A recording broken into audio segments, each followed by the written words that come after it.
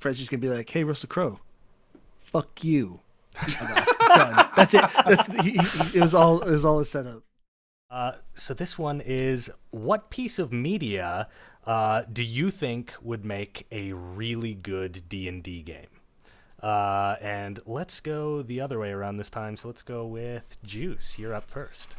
So I can't just pick one. There's three that I really want.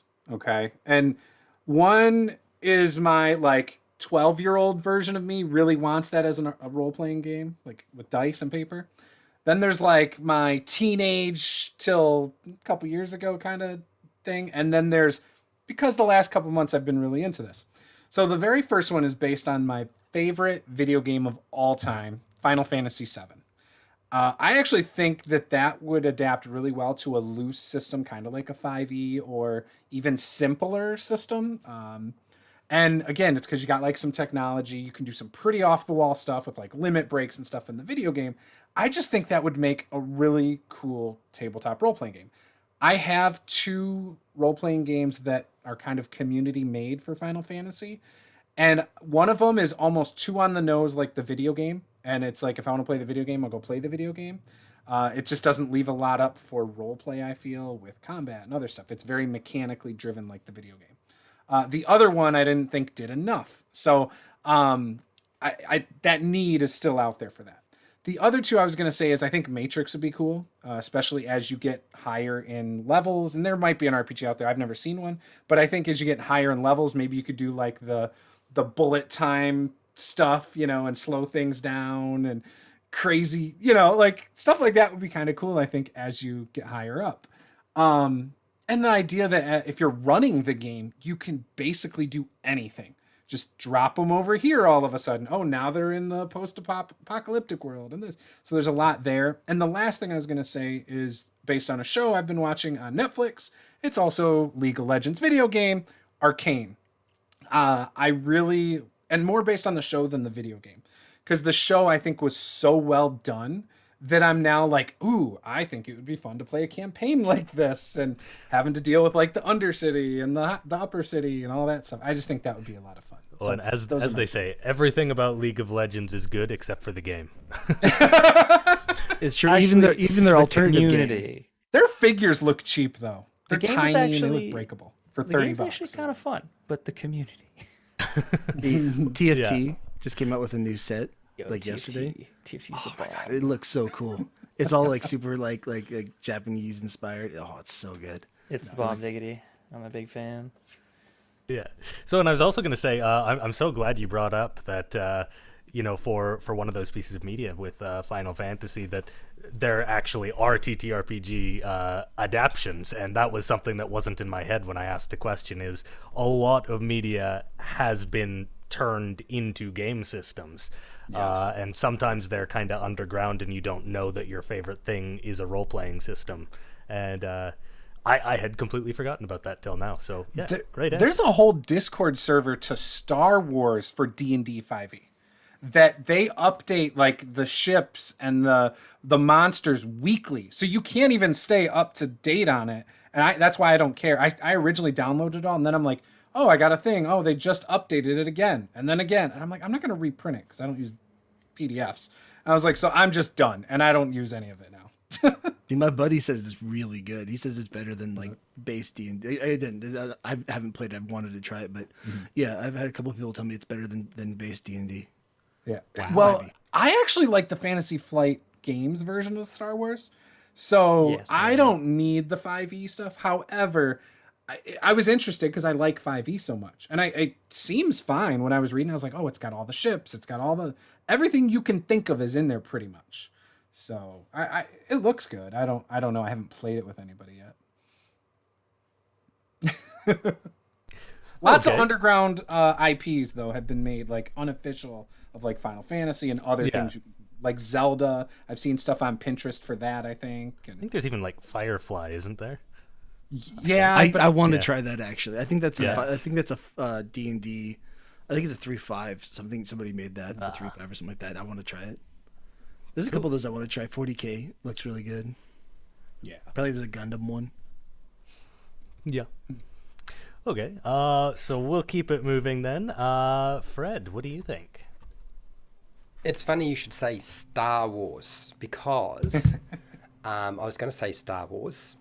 It's not my top pick, but I would like to take you back a few years to a time that many people have tried to remove from their memory as just a bad time in the world for role play games. Before Dungeons and Dragons 4E and everybody leaves, I know, stay with me, people. Okay, look. Before Dungeons & Dragons 4E, there was a game called Star Wars Saga, the role-play game. And I dungeon mastered and played in that game, and we had a really good time. There were problems with the system, like any system, and one of them was it was really deadly. So when you got into a fight and you did anything, you get smashed up really bad, and you needed to go and rest for about a week or a month before you could do anything. And if things got really bad, you need to just steal a ship and then fly away. I think Star Wars is like the perfect thing because they took that engine and they made 4E. And so it's actually so similar and it's already out there. And the fact that you're talking about all the conversions for 3.5 and Star Wars, I think that's like a great place to go. Of course, it's not going to happen because Disney would require quite a heavy fee from Wizards of the Coast, who are already making a huge margin on their products anyway, and so therefore nobody could ever afford to pay for it unless they were like Elon Musk or something like that. So that's not going to happen. But it was nice to dream. So you had to go for the free downloadable one that you had to put up with constant updates, as Juice was pointing out. Another one I think that's really cool, because I played Warhammer Fantasy and Warhammer 40k, but Warhammer Fantasy would be my top pick by Games Workshop as a really cool world to have. Now, why? Because it's dark, it's brutal, it's got guts, it's got gore, there's blood everywhere. It's a horrible place to be. Nobody wants to go there, unless, of course, it's a fantasy world, frankly, and it's depressing as hell. So that's the one I definitely would like. I don't know that there'd be players.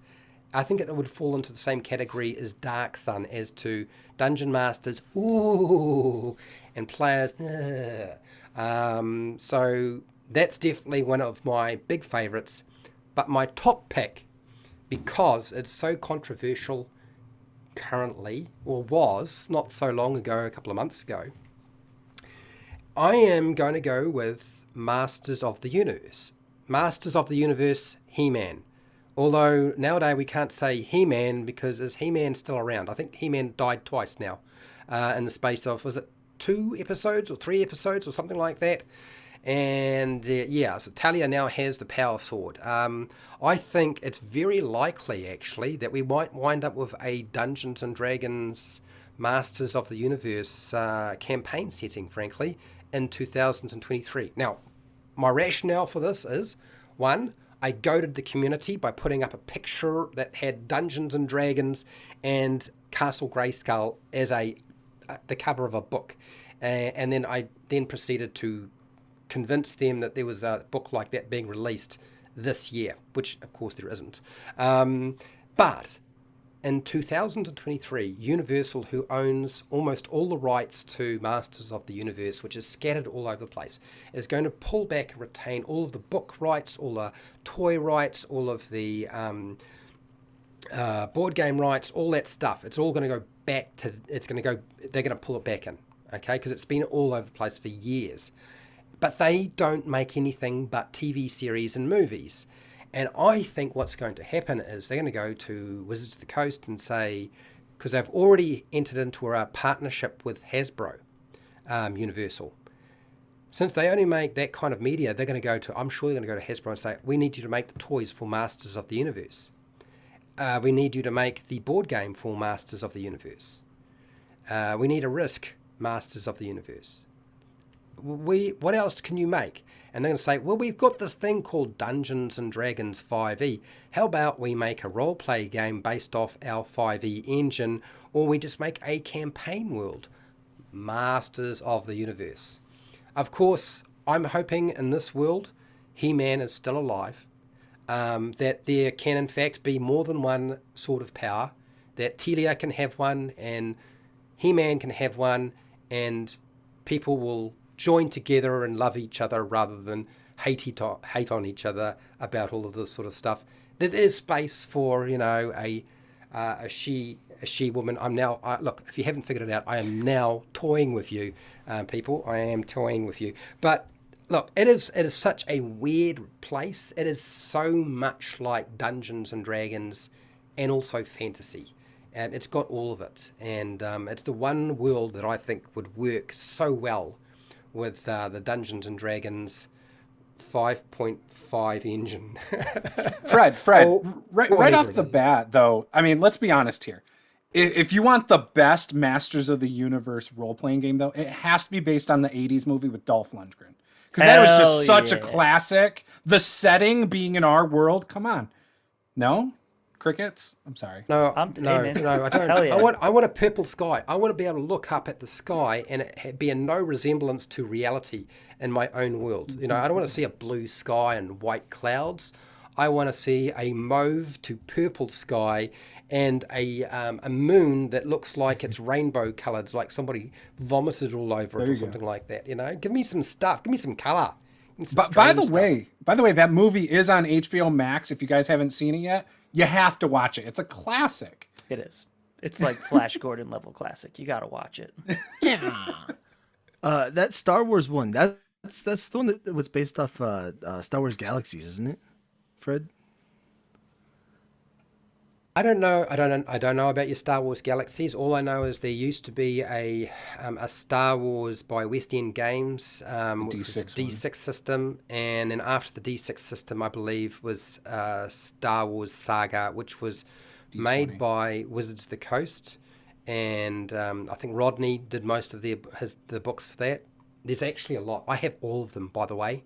Look, I have the whole lot. If I could get away with it, I would start talking about that game rather than Dungeons and Dragons, but nobody would watch it. And as William has discovered, it doesn't matter how funny you are. There's people just won't watch your stuff sometimes. It's just cruel. They ask you how you are, you just have to say that you're fine when you're not really fine, but you just can't get it. I think the Star Wars audience would watch it, but maybe not, I guess. Not necessarily.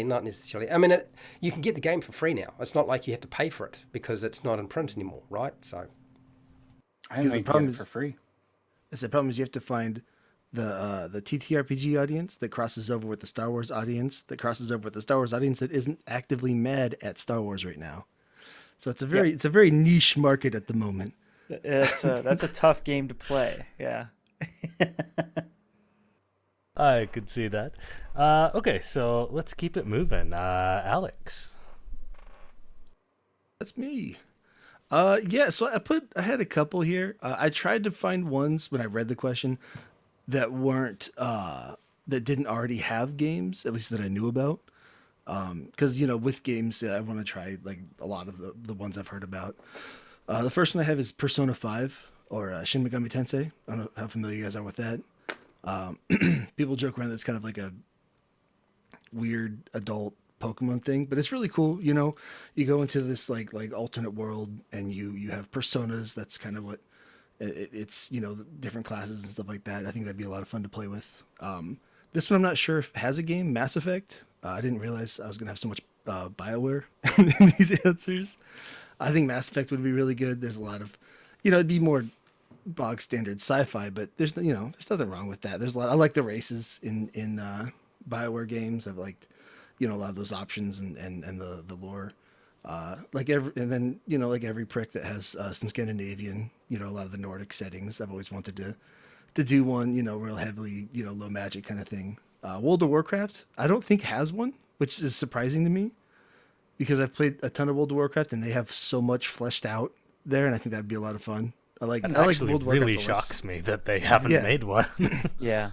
Yeah, well, I love World of Warcraft Orcs. I love, again, I played that game so much and I loved. There's not an adaptation with 3.5 for that? I don't know if there's an adaptation. I know there's not, I'm pretty sure there's not a game itself. Yeah. I was never into WoW, so I don't know. See, I played the Warcraft games before WoW. Same here. I did the army building ones and stuff. Yeah. See, Blizzard is just breaking my heart right now because I when I was younger, I wanted to get into gaming, the video game industry because of Warcraft because I love that game, World of Warcraft and stuff like that. But that one I think would be a lot of fun just because I love the lore, the characters, and that kind of thing. Fun There little is bonus. one. There is. There is one. Yeah. Oh, snap. They made it a long time ago. It was really not very popular, and they stopped making it. But Cool. they did I want make a good one then. Bonus one is my Discord was starting to make a Bears TTRPG. It's still being fleshed out, but we're gonna have a Bears TTRPG with different races and classes, different types of bears. But the main one I really wanted was Jade Empire. Again, another BioWare. But Jade Empire, for a lot of people who don't know because nobody played the game apparently, even though it was so good. BioWare between KOTOR and Mass Effect came out with this, Chinese mythology inspired kung fu RPG that was fantastic. I don't care what anyone says. It was so good. And it was just kind of like a fun world where like, magic and spirituality was just part of it, but it wasn't, it wasn't like fantastical. It was just like there, but almost like as much of a nuisance as it was a help, It was just, it was a fun way of looking at it. Everyday people deal with like demons aren't always there, but they kind of just pop up out of anywhere and they can be good or bad. They got spirits and stuff like that. I think it'd be a really fun thing to play with and you can have a lot of fun classes and something, some good gameplay and just some good lore. That's what, like for me, that's always a big thing. I just love lore. I can get into pretty much any system as long as it has good lore with it. Yeah, and I did play a little bit of Jade Empire. I didn't make it too far, but it was a really cool game. It was very impressive, really. It's like BioWare's shortest game, so if you ever try to do it, although the problem is their computer, their PC port is awful, like really, really bad. And so I think they just need to fix that up and it'll get a bit another audience, but otherwise just play it on. I think you can actually play it on the Xbox One, but. Oh, cool. Sweet. All right, so let's move along then. Ryan, what do you think? Hi, me, Ryan. So basically, I have two. I'm going to carry on the tradition of having more than one. So let's do it. To continue the train of evil Blizzard, StarCraft. Sign me up for a StarCraft RPG, please and thank you. I would love to play as a Protoss, as a Terran. Sign me the hell up. But for another thing, I don't know if this exists or not. It could very well exist, but Blade Runner. I would love a Blade Runner RPG. I think it would be amazing to have some kind of like a, sci-fi noir campaign, and maybe one of the players is a replicant, and they don't even know it.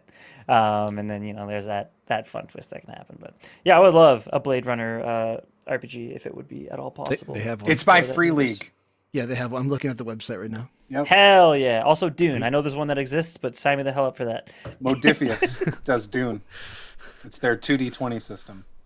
Ryan, I Dune just sent it to you. super neat. Anyways, that's. I'm learning about so many niche systems I didn't realize existed. Modifius does a lot of IP stuff. Like they've got Fallout, they've got Dune, they've got Conan.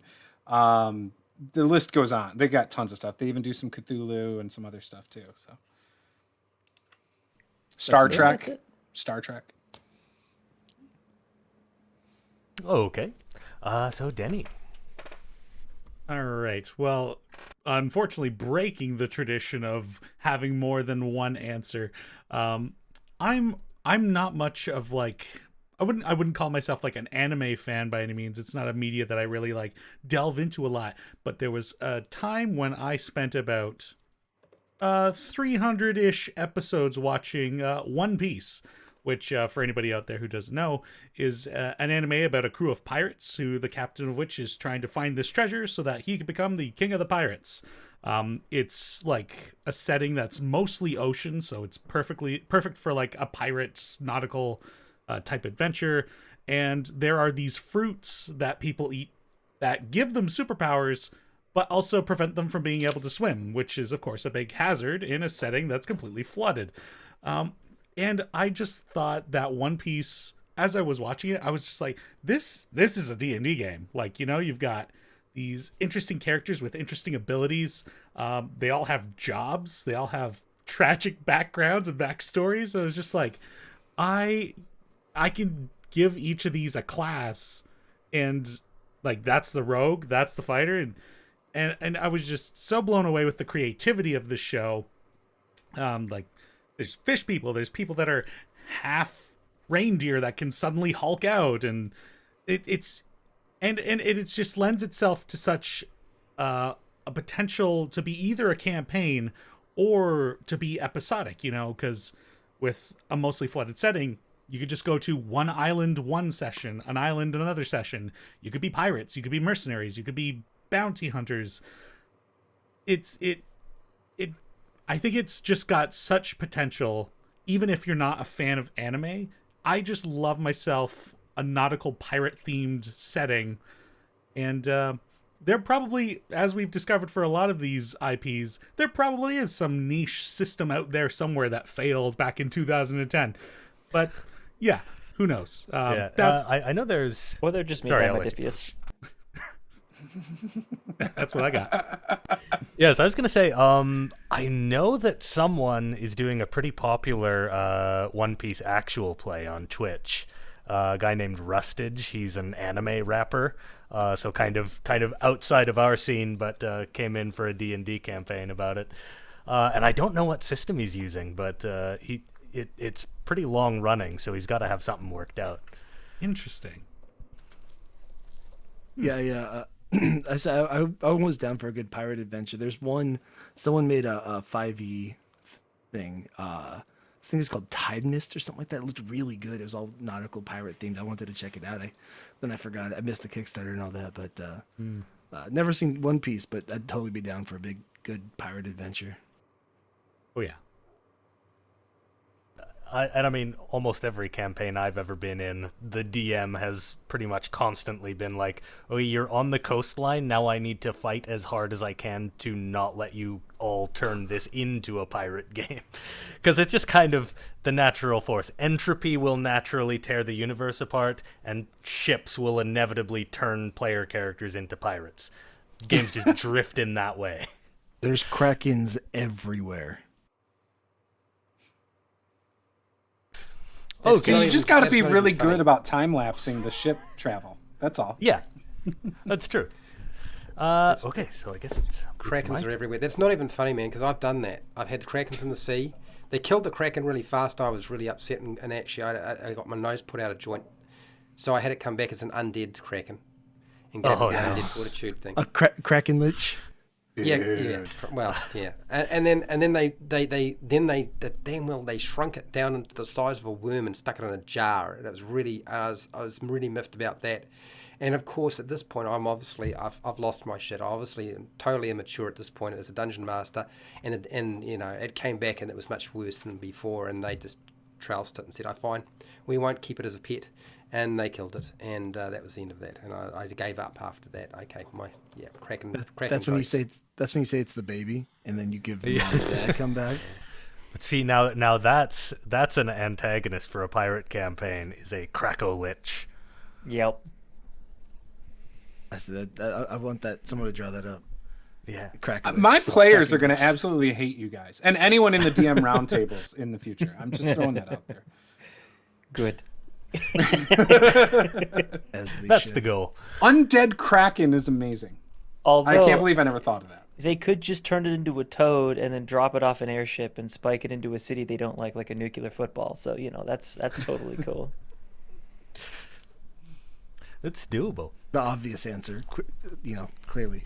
When frog takes fall damage, it turns back into kraken. It's a really good way to, As in, we'd be cracking this city in half? Yeah, we'd be blowing a hole in this city. Okay. So my answer for what piece of media I think would make a good D&D game is the movie Gladiator. And the reason that I say that is because I think kind of the structure of the movie Gladiator, I really like structure in my storytelling, and I think the structure of Gladiator is set up to be really cool in terms of, it hits all those main things you want out of a D&D game. You get all that, those fun big high scale combat encounters, but you also get this like political intrigue and stuff. So for people who haven't watched the movie, it's Roman Empire, gladiator combat, blah blah blah. But the emperor killed the main guy's family, and so the guy is a gladiator, and he somehow has to dethrone the emperor while never not being in the Colosseum, basically. So that's a really good premise for a D&D game, because you have some external thing to the kingdom or the empire where you're in, but the players have to affect the wider world from inside this small space, and to me, I really like that. That is a great answer. I'll only play it if Russell Crowe's in it. Yep. Yeah, I'll play if Russell Crowe's at the table. Sign me the hell up for Russell Crowe, dude. See, this is the point where we actually need the reach of Critical Role to just be like, hey, we're giving you this campaign idea because you're the only ones who can get Russell Crowe. We're now changing this over to the Crowcast. That we was talking about Russell Crowe.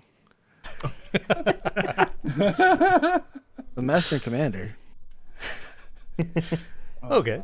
Do you really think Russell Crowe's going to come? Look, I'd like to point out, don't get too excited about Russell Crowe, because Russell Crowe was born in New Zealand, moved to Australia, and then moved from Australia. I think he's in America now. I don't know exactly where he is, but every time he moved, he just likes to give a slag wherever he was before. And Russell Crowe, I know. If I was in the red chair on the Graham Norton show, you'd pull that lever and send me over the side. So yeah. I like you, Russell Crowe. I feel like what's going to happen is we're going to make the Crowcast. We're going to have 100 episodes. We're going to finally get Russell Crowe on there. And then we're going to get on there, and Fred's just going to be like, hey, Russell Crowe, fuck you. Done. That's it. It was all a setup. Just a big elaborate attempt to say fuck you. Oh, amazing. Wow. So I can't think of anywhere better for us to take our halfway point. So let's all go take a break, and let's stop being mad at Russell Crowe, or be mad at Russell Crowe for the next 5-10 minutes, and we'll come back, take a deep breath. I like him more now. I don't know. Me too. So we're half simp, half angry.